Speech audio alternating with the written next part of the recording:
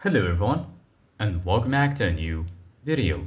In this video I'm gonna show you guys how you can get 120 FPS on your PlayStation 5.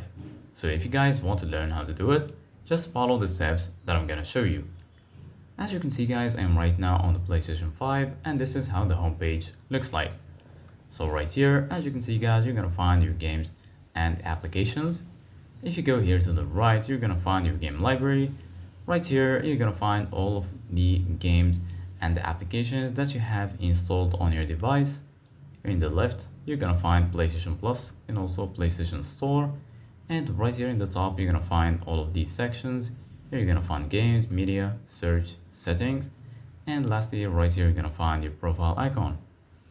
So right now, in order to get 120 FPS, first of all, you need to go to your settings.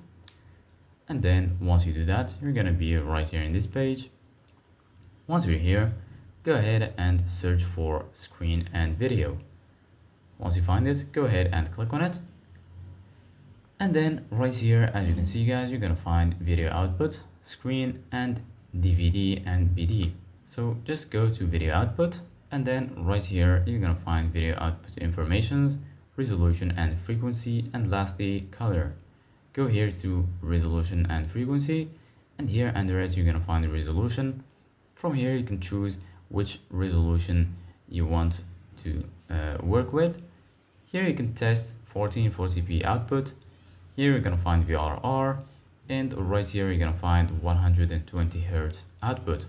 So if you want to have 120 FPS, just go ahead and click on 120 Hz output and then set it to automatic.